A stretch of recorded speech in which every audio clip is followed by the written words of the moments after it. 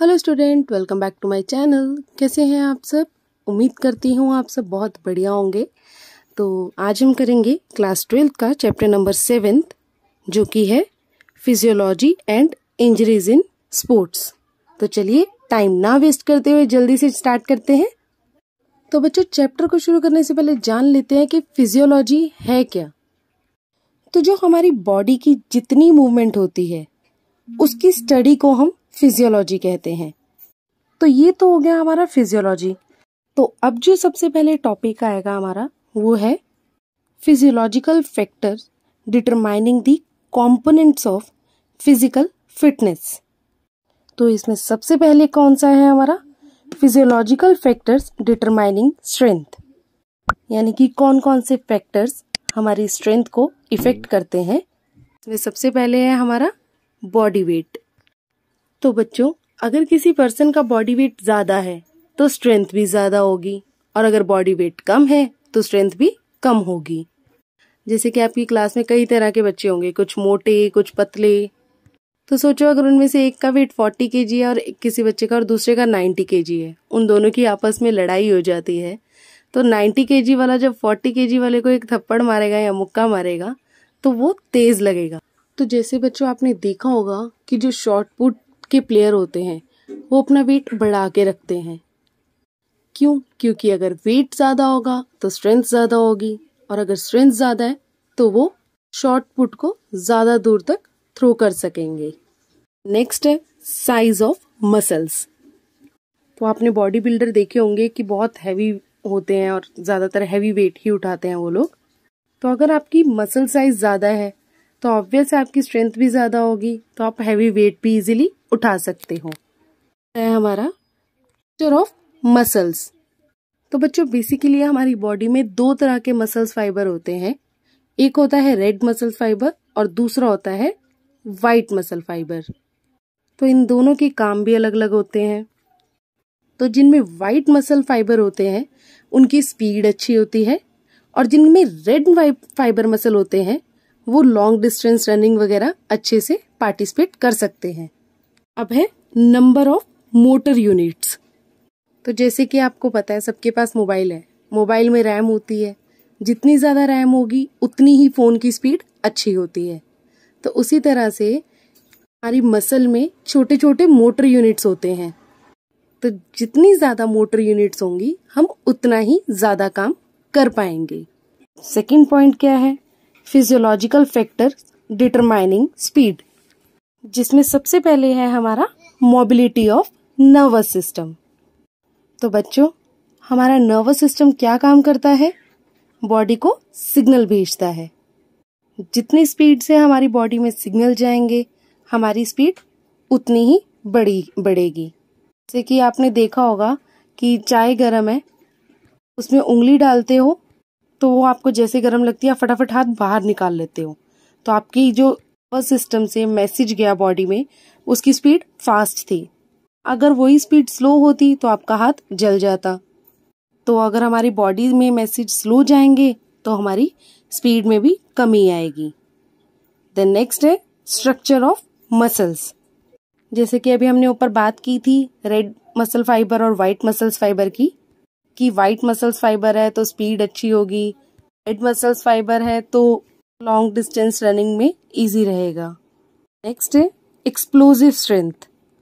तो जैसे कि आपने देखा होगा बॉक्सिंग का मैच कभी देखा हो तो अगर उसमें बॉक्सिंग वाले लोग पर्सन्स जो है अगर तेज पंच मारेंगे तो इसका इम्पैक्ट भी तेज होगा। अगर आप ढीले हाथ से स्लो पंच मारोगे तो इसका इम्पैक्ट भी कम पड़ेगा। तो जब झटके से जब पंच करेंगे तो हमारी स्पीड भी बढ़ जाती है।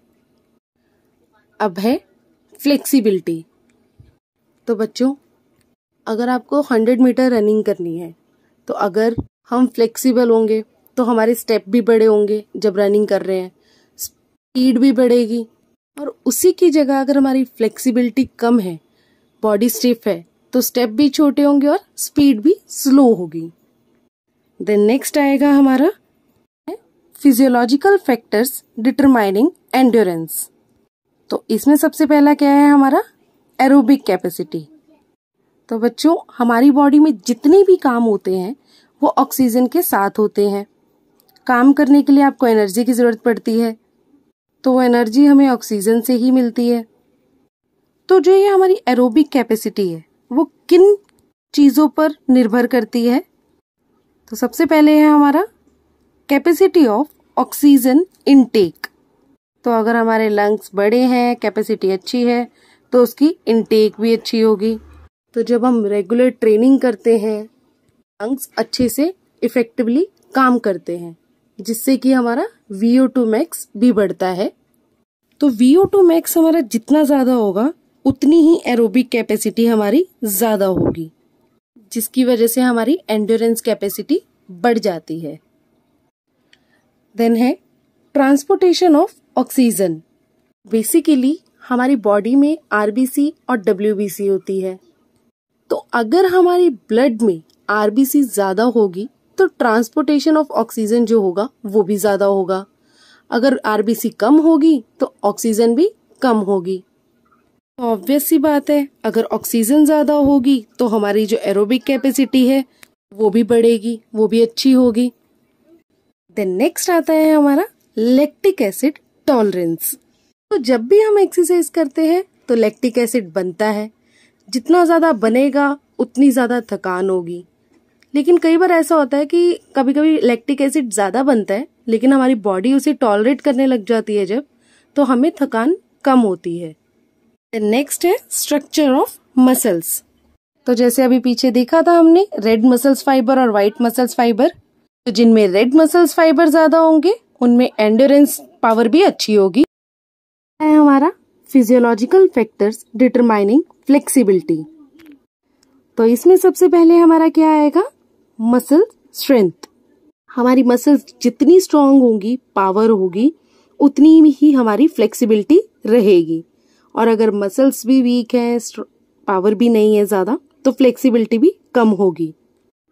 देन आता है हमारा स्ट्रक्चर ऑफ जॉइंट्स। तो जैसे कि बच्चों हमारी बॉडी में अलग तरह के जॉइंट होते हैं, कुछ मूवेबल होते हैं, इमूवेबल होते हैं और कुछ स्लाइटली मूवेबल होते हैं। हमारी फ्लेक्सिबिलिटी क्या है, जॉइंट्स पर भी निर्भर करती है। आता है हमारा एज एंड जेंडर। तो जैसे कि बच्चों आप सबको पता होगा कि बॉयज से ज्यादा फ्लेक्सिबिलिटी गर्ल्स में होती है, और देखा होगा कि बोलते हैं कि छोटी एज में फ्लेक्सिबिलिटी ज्यादा रहती है। तो एज और जेंडर पर भी हमारी फ्लेक्सिबिलिटी डिपेंड करती है। देन आता है इन्वायरमेंट।